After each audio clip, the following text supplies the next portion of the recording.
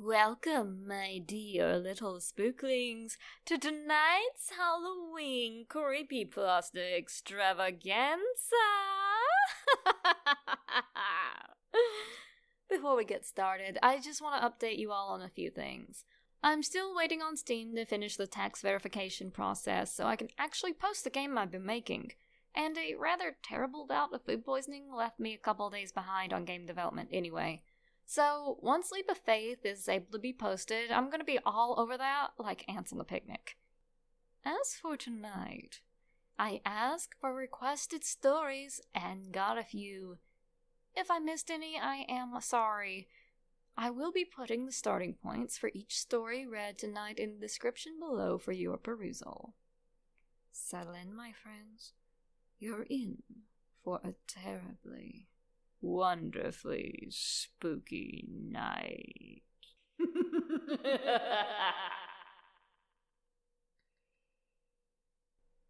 Glitchy Red. About a month ago, I bought a second Pokemon Red cartridge off eBay so I could start a new game and screw around with it without messing up my old save file. As soon as I compared it to my old one, I knew it was either a bootleg or produced somewhere else. You can see it in the picture how the sticker doesn't fit the front of the cartridge, and the red plastic is cheap and almost see-through. If you look close enough, you can see the internal battery on the second, while the first can't be seen through at all. When I started up, it only had one option, New Game, and unlike the well-loved cartridge I had been using, it didn't have any wear marks from being inserted into the GBC or anything indicating it had been used. What the hell, I figured. I'd poured plenty of money into the franchise and one bootleg game wasn't going to kill me. I popped it into my GBC and started playing. A couple weeks ago, I lost my GBC for a while, so I had to play it on my SP. No huge deal, I thought. When I started the game up, oddly enough, the backlit screen of my SP went out, like I was playing on an old Game Boy Advance or a Color. I thought it was pretty weird, considering the lower setting of my SP screen was brighter than the high setting on all of my friends' SPs, as I took good care of it, and it was unlikely that the backlight would be going out anytime soon. But as soon as I switched to playing Sapphire, the screen lit back up. I'd played my other Red on this SP plenty, and it never dimmed for an old Game Boy game. So, I just attributed it to the game itself being poorly made, which makes no sense, I know. About now, you're probably wondering when I'm going to start telling you about how there were unknown in my party, and the buried alive guy in Lavender Town started eating my player character. Because any pre-owned bootleg game story is bound to be some creepy hacked crap. Well, it wasn't that simple. I played through Lavender Town, the Pokemon Tower, all that, and nothing unusual happened. I didn't go mad from the music and feel suicidal. My Pokemon never turned white and started crying tears of blood or anything like that.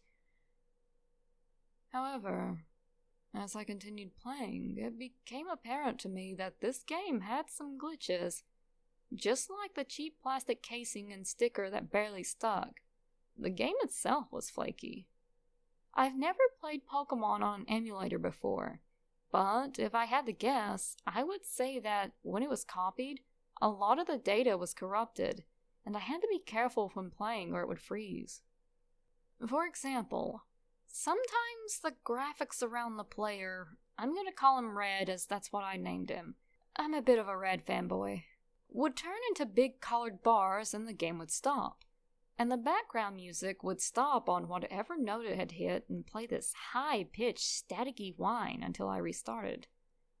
This happened whenever I tried to get on my bike inside a cave or building. I was almost sure that this was just a normal bootleg game until I examined the SNES in the Celadon department store.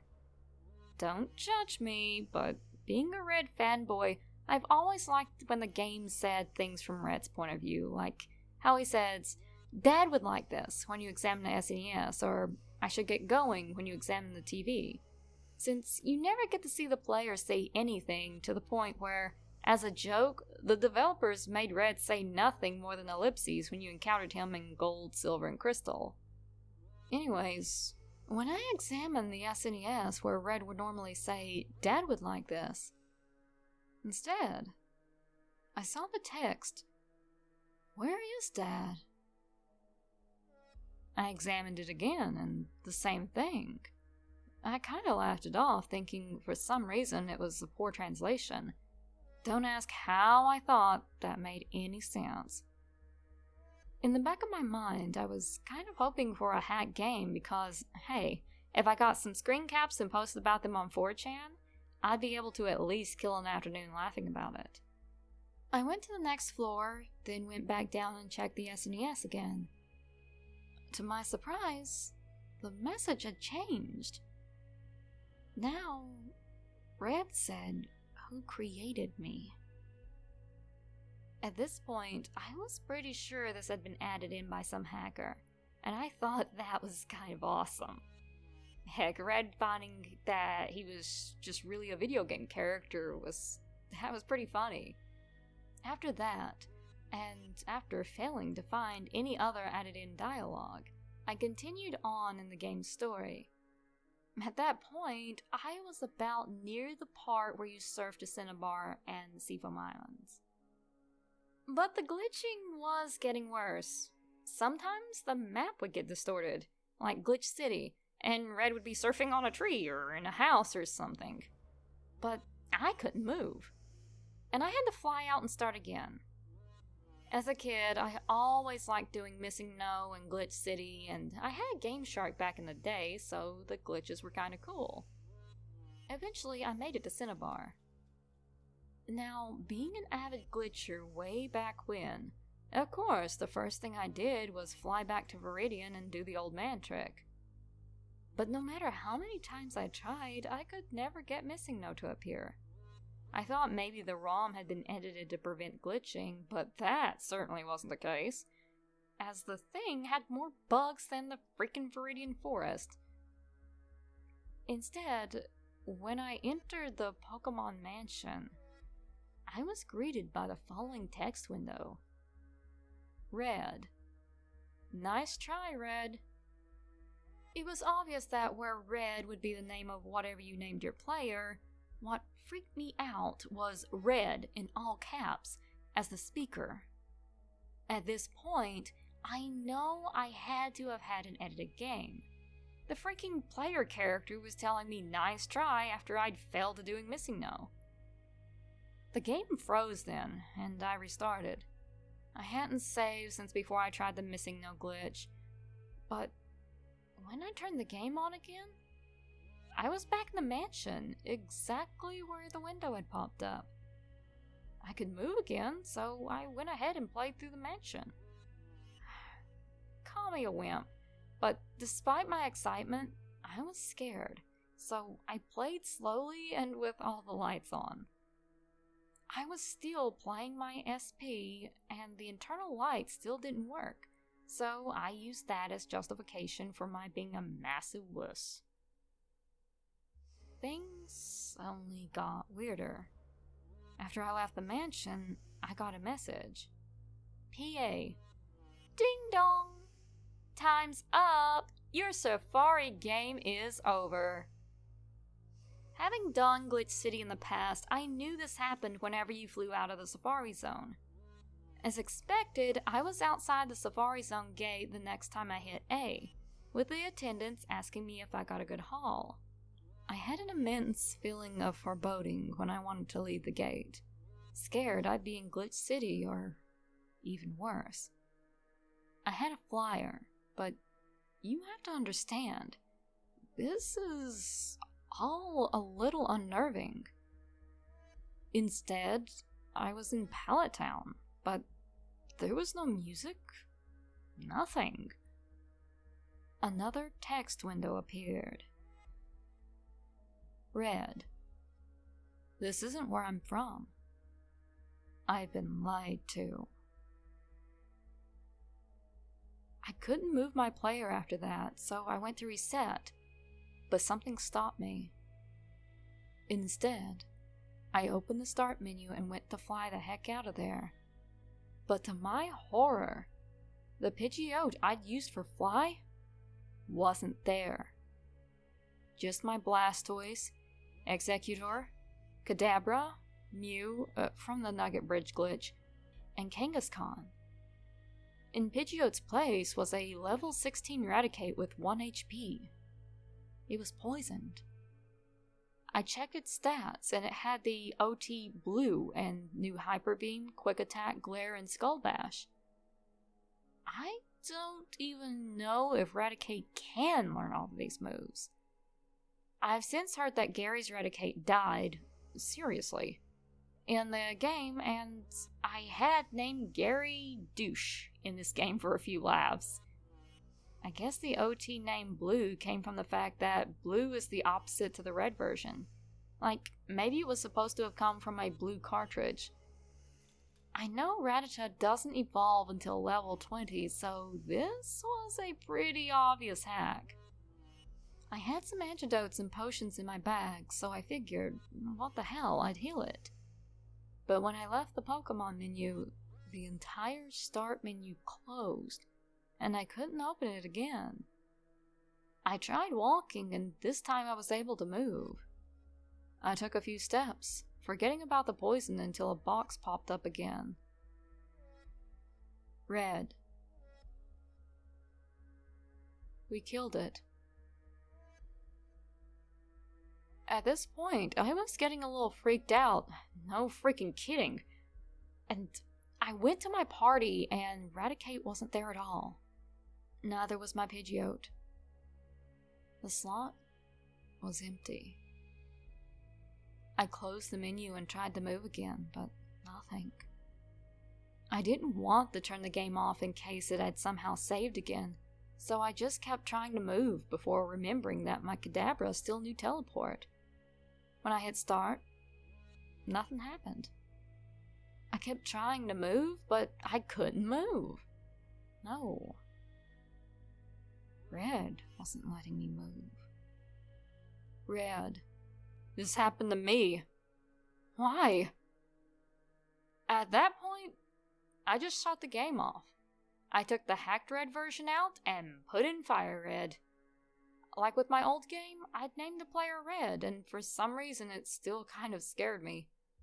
I started up, and to my horror, the screen was still dimmed. I hit continue on the main menu, but when I tried to open my game, I got the message saying that my save data had been lost or corrupted. And when I started, the game froze, with the music just being a staticky whine. At this point, I was really desperate to play some freaking Pokemon where no weird crap was going on, and I was pissed that my Fire Red version was broken. So, I threw in Sapphire and started it up. The screen lit up normally. I thought for a moment that maybe something was wrong with my SP that broke my Fire Red, and heck, I didn't want that happening to my Sapphire with the Jirachi from Colosseum and the Phoebus that had taken me an hour to find, so I shut it off and pulled it out. I started playing what I call Glitchy Red version again about a week ago.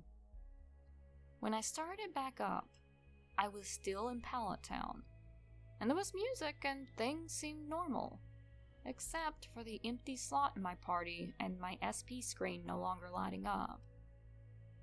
I biked to Viridian and found Pidgeot safely in my PC, so I figured, what the heck, and took it out and flew to Cinnabar to fight Blaine. When I went to unlock the gym, surprise! Another text box. Red. No. No matter how many times I tried, the game refused to believe I had the freaking secret key, despite it being right there in my bag. Red wasn't letting me in. Red. Everything that happened to me happened because the world let it happen to me. I didn't become a hero on my own. I was manipulated. I never unlocked that door. The door was unlocked because the game let me in. Everything you do because the game lets you. Because of how the text boxes were, it took me a really long time to scroll through, and the whole time I was writing down what he was saying so I had it on reference. Things were getting a little too Silent Hill for me, and once again, I tried to move, but Red wouldn't let me. Red, I'm going to show you how it feels to be unable to choose your own fate.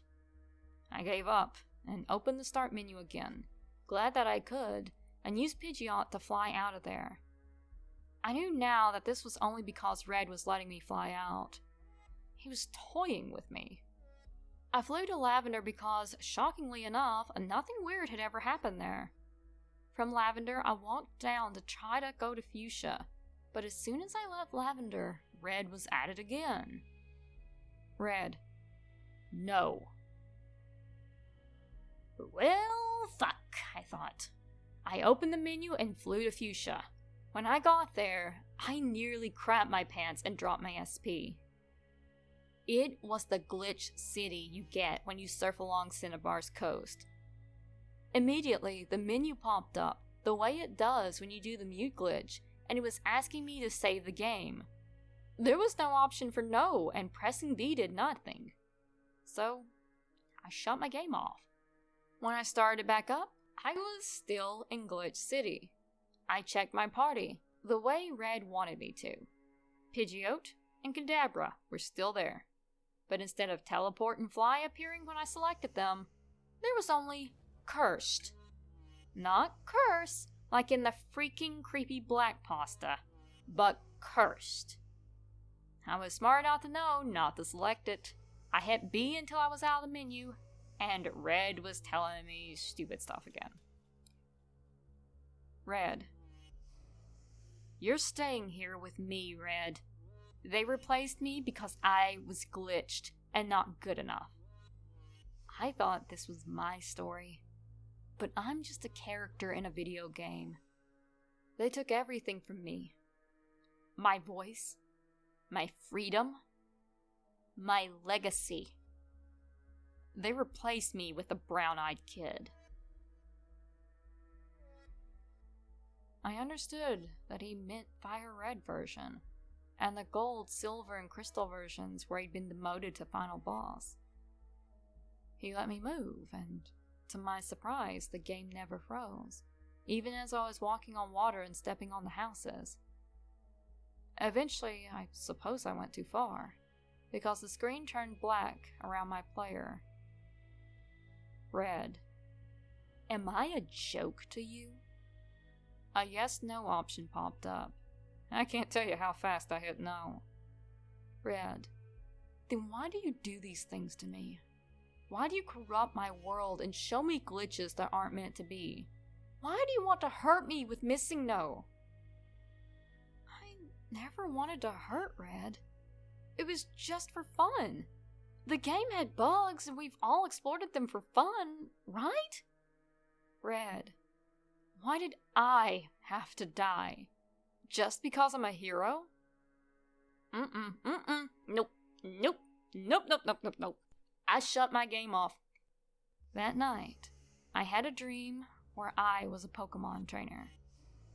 The player from Fire Red, who I will never again think of as Red.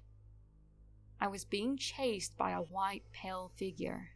While I can't feel pain in my dreams, I know some people can. The pale figure eventually caught me and ripped at my chest and sides with his nails. The last thing I saw before I woke up was the face of my attacker. A little boy with bright red eyes, black hair, and a red and white hat. For the next few days when I played, it was because I had to. I was trapped in the blackness because Red refused to let me go. Because he was forsaken and forgotten. Left to just be abused by players who came back out of nostalgia and to exploit the bugs. Because I played so much, I almost always had a headache from the high-pitched noises the game makes. I had to call out of work sick. I could never move, but I found comfort in staring at the screen with the black background in my player. Red didn't say anything to me. I couldn't play Fire Red again, even though it worked on my DS. Yesterday I finally got to Mount Silver on Heart Gold, but I couldn't bring myself to battle Red. I don't know what he'd do to me if I beat his replacement. Would he be angry? Happy? Would his defeat put his spirit at peace? I don't know. No matter how many times I play through the games, Red will suffer the same fate. Because he is a hero. And because the games let him only go so far. Red will never again be able to experience the glory of being the hero. And neither will we. No matter how many times you start a new game, it will never be the same as the first time you played. You know what's going to happen, and you play for nostalgia. Because it's just a game to you now. I killed Red, and so did you. Unlike Ash Ketchum, he's never going to be the hero of another game in a brand new region. In Heart Gold, Gold's successor Ethan had even taken his accomplishments from him. Being the one to catch the Pokemon Red had fought so hard for, Mewtwo, Zapdos, Articuno, and Moltres.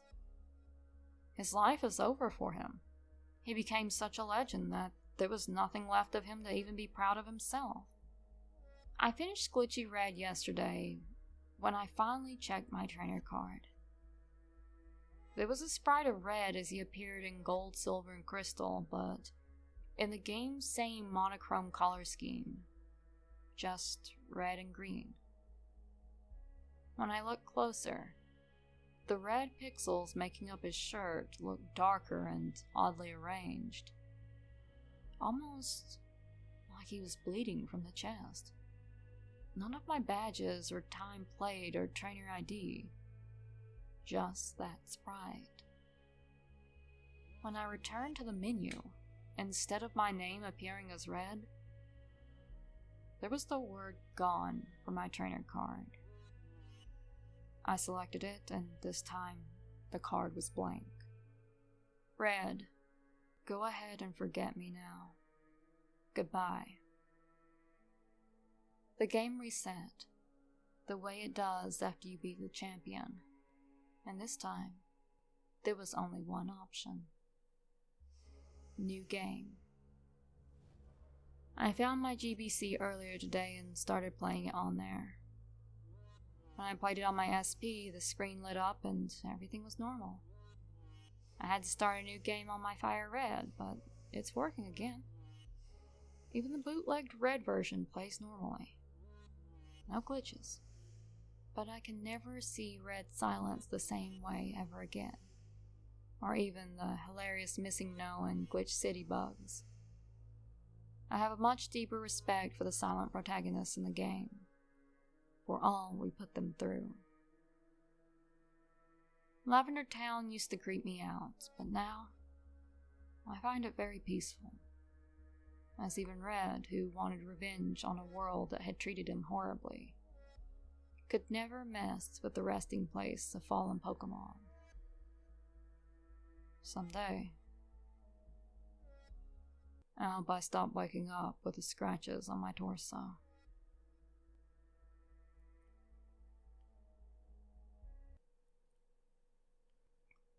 Tracy, a Mega Man Ghost Story by Callus 9000. I held the cartridge, not knowing what to do. Paranoid as to what would happen next because what seemed like an entirely innocent game turned out to be a terrible nightmare. I'll start the story where it should properly begin. At my house.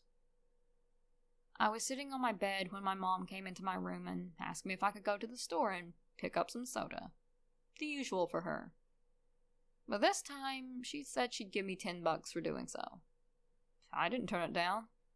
Now, with $10 to my name and already having picked up the soda, I contemplated what I would do with the money.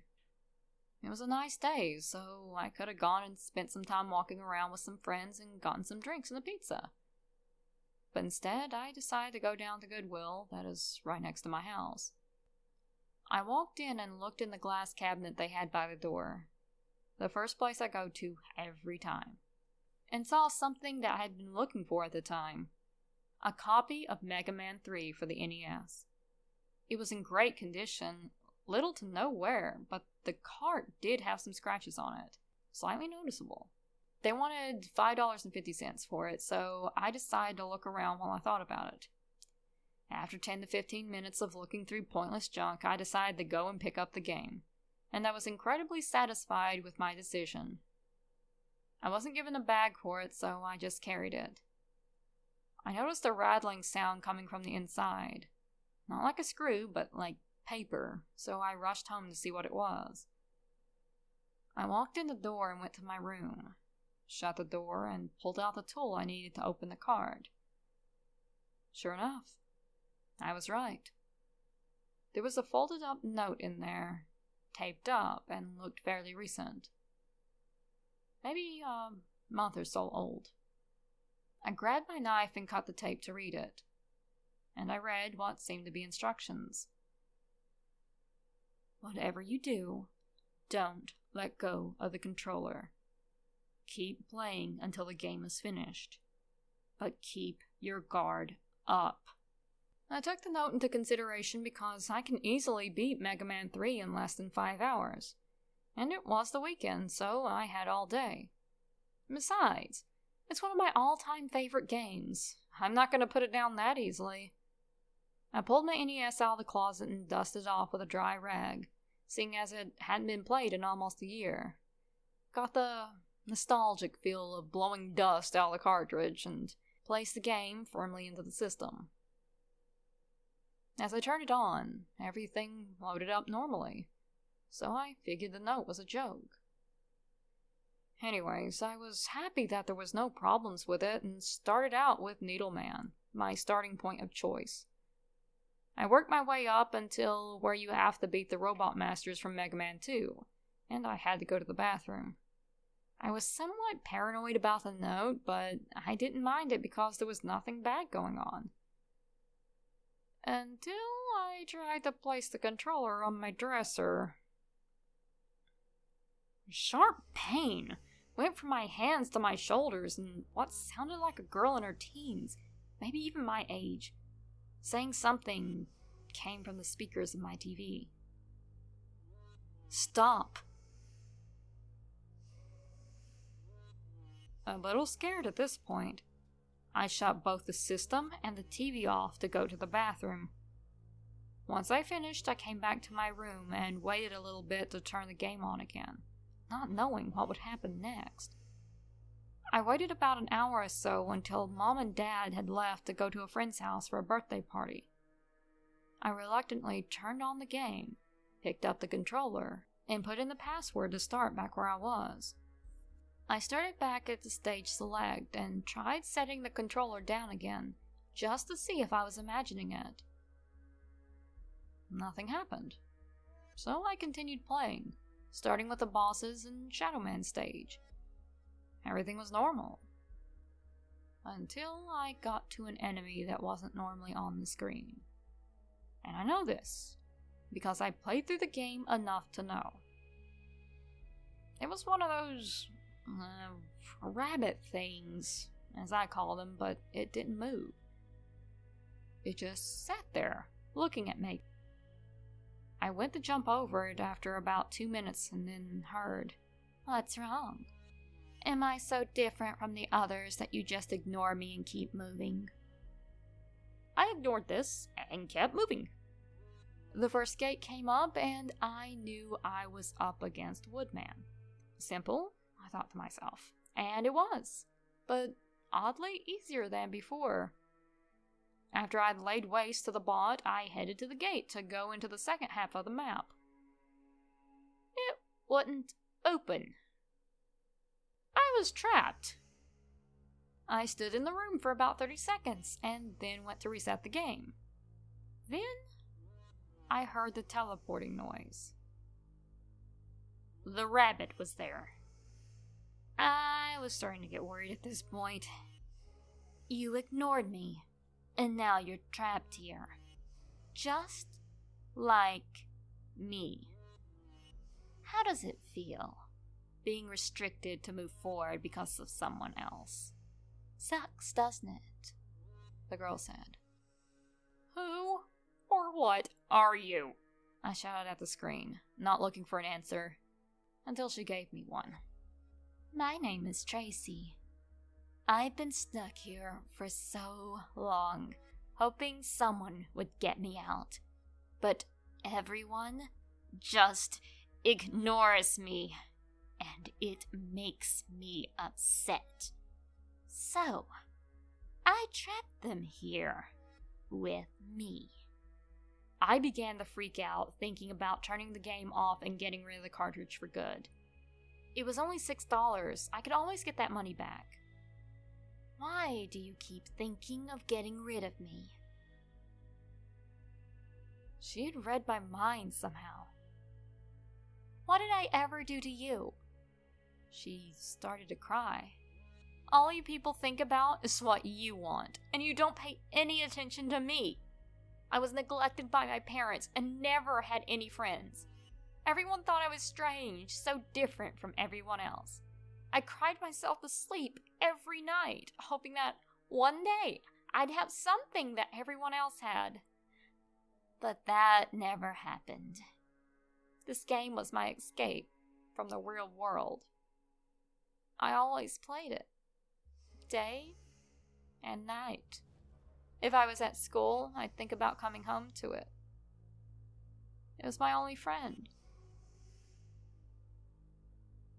I began to tear up with her story because I've been there. I know how that feeling of loneliness is because I was there for a while. My sister had all the attention and my escape was Pokemon, but I started trying to stand out and be someone, and I made friends and started to be somebody. I know how you feel, Tracy. I've been there before. She was crying. I could hear it, ever so faint. What do you know? You aren't me. You don't know what I went through. She was angry, and I could feel it through the controller, the pain getting stronger in my arms. It felt as if spikes were running through my veins. You want to know what happened? She finally said. Yeah. I began to tear up from all the pain, my hands gripping the controller tighter and tighter out of my control.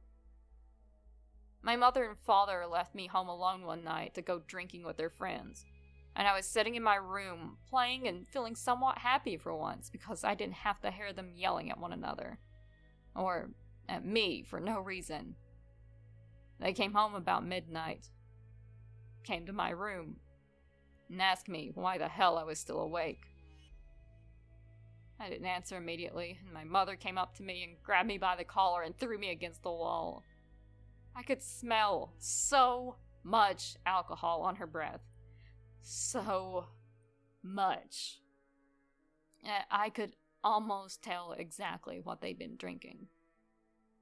My back hurt and I was in a lot of pain, and they began yelling at me and telling me how worthless I was, how little I'd achieve in life, and how much they wished I'd never was born.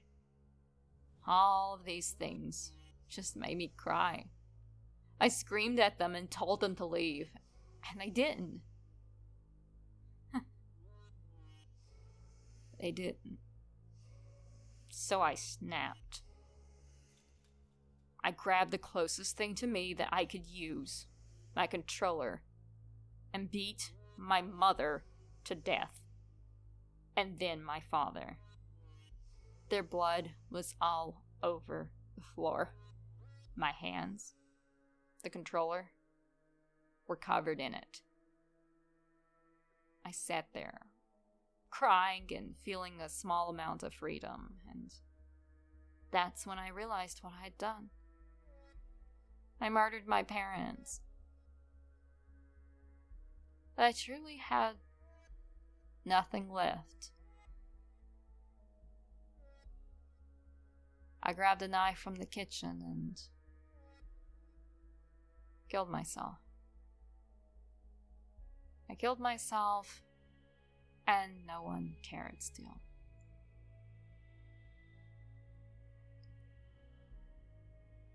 After hearing her story, we grew silent for a while. She was still sobbing. The pain in my arms was intense, and the grip on my controller was so strong that my hands had begun to bleed. She broke the silence. Now you know. That's what happened to me. Now tell me, do you know what I've been through? Have you been through the same thing? Before I could get an answer out, she answered for me. No, you'll never, ever know what pain I've been through. The screen became black. I was crying out in pain, but I knew Mom and Dad wouldn't be home for at least another 2 hours. I sat, trying to figure out what to do. And then I asked her, why me? Why are you doing this to me? I never hurt you. I never meant to meet you. But you put me through so much pain. Why? Silence. She didn't answer for about 10 minutes. Why? I wanted a friend. What? I exclaimed. There's better ways to make a friend than to torture them. There was a pause that seemed like it had dragged on for about 3 hours. Stay with me, she replied. I waited to make my answer, shocked at what had been said. Well, she replied. I thought to myself what the consequences would be if I didn't listen to her. Would I be trapped like her? Would I lose it all? I came to a conclusion, as hard as it was. Yeah, I'll keep you here. Good. As long as you have this cartridge, I'll be here. She sounded happy, and I was relieved due to the fact that my hands had finally been freed. I turned off the console, pulled out the game, and held it in my hand. I was paranoid as to what would happen next, but I knew it'd be best to just keep it with me. In the end, Tracy was my only friend. Everyone left me and ignored me, just like they'd done to Tracy.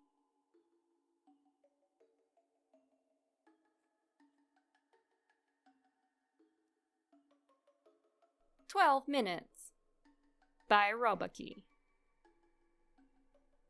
In the fall of 1987, local news channel WSB-TV2 of Atlanta, Georgia, was attempting to fill a scheduling gap in their Sunday morning lineup. After a few solicitations by local business owners, they decided to allow the young Reverend Marley Socks to take the available hour block to do a religiously themed show. It premiered October 18th with little promotion. The show was standard religious fare and consisted of the Reverend sitting in a simple chair reading passages from the Bible to the camera and discussing their interpretation and significance to our modern day-to-day life. The show received a reasonable number of viewers and continued to be shown into early December. It was then that the studio began to receive extremely strange complaints from viewers of Words of Light with the Reverend Marley Socks. The calls were from women, and women only, who vaguely referred to uncomfortable feelings they had at very specific intervals during the program. They described feelings of nausea, back pain, dizziness, and blurred vision. These callers, for no discernible reason, were convinced that it was the viewing of this program that was causing these symptoms. It was later determined after 3 weeks of complaints that these feelings were happening at roughly 12-minute intervals during the course of the program. The small studio staff checked all the recording equipment, both audio and video, and found nothing faulty. When the Reverend was made aware of these incidents, he merely shrugged and stated, cryptically, that some can't handle the voice of God. The head of the studio, at a loss to explain the cause of these complaints, decided to continue running the program. By February, viewership had dropped sharply, and it was decided to pull the plug on the show. The studio head figured it would be more prudent to spend as much time as possible on the news story that had the other two local news networks abuzz: the miscarriage epidemic. Starting sometime in November, the number of healthy pregnant women miscarrying in the Atlanta metropolitan area had reached over 300. The CDC could find no discernible cause for this terrifying occurrence. The Reverend took the show's cancellation with what could only be described as abject indifference. When informed, he made no protest, merely nodded, almost knowingly. He left the studio after the last episode was filmed without so much as a word, and dropped off the face of the earth. No one ever heard from him again, not his former congregation or any member of the church. The studio moved on, filling the slot with an infomercial, and continued to concentrate on the miscarriage story. A year and a half later, an intern at the WSB studios discovered the tapes of Words of Light and began going through them in an attempt to find stock footage for an upcoming piece the station was doing on the impact religion had on the city.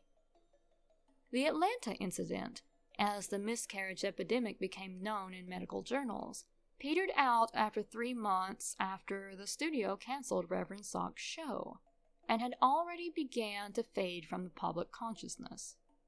As the intern went through the tapes, he accidentally made a disturbing discovery about the footage.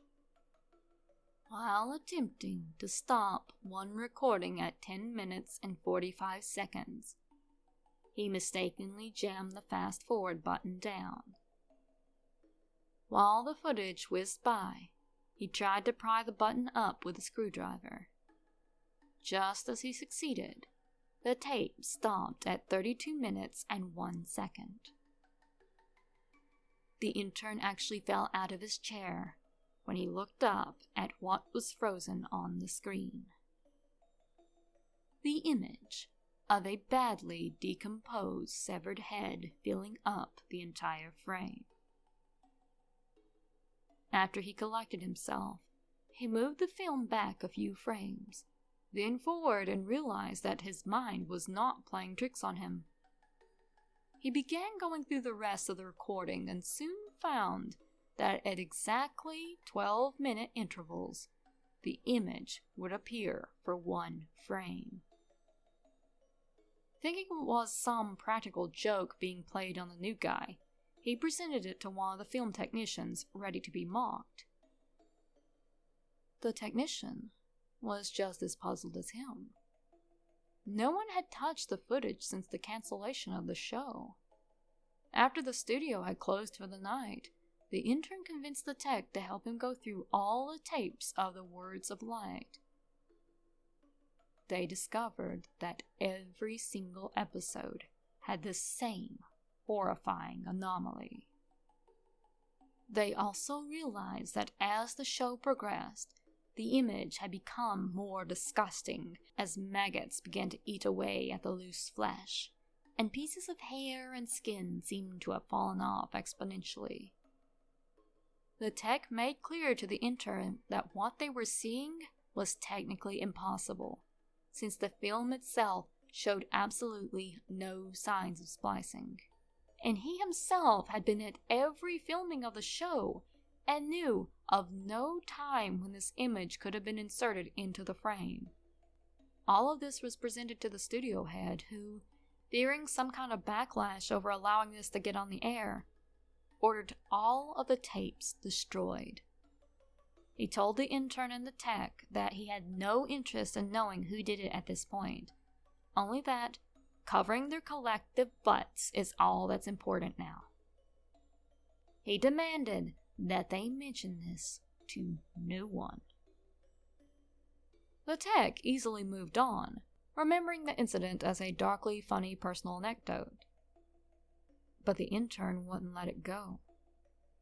He made copies of as many tapes as he could before they were wiped, and then took them to see if he could find anything else in them that might point to who did this, or why they would. A week later, he attempted to rope the tech into helping him again, saying that he believed he had discovered something even more disturbing than the images themselves.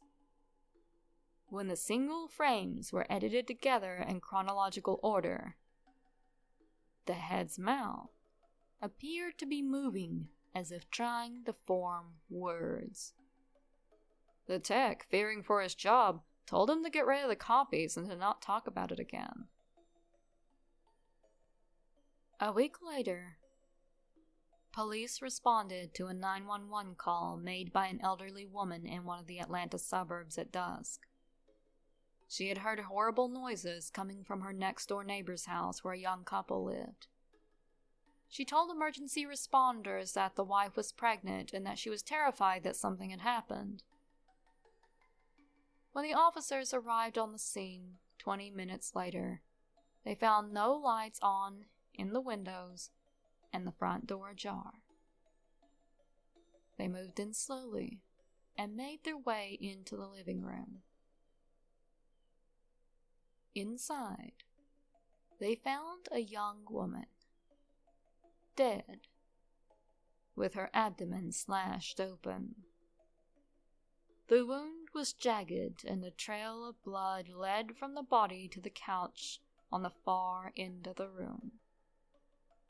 There sat her husband, the studio intern, the corpse of his unborn child at his feet, dying. In his hand he held the rusty piece of metal siding he had used to gut his pregnant wife.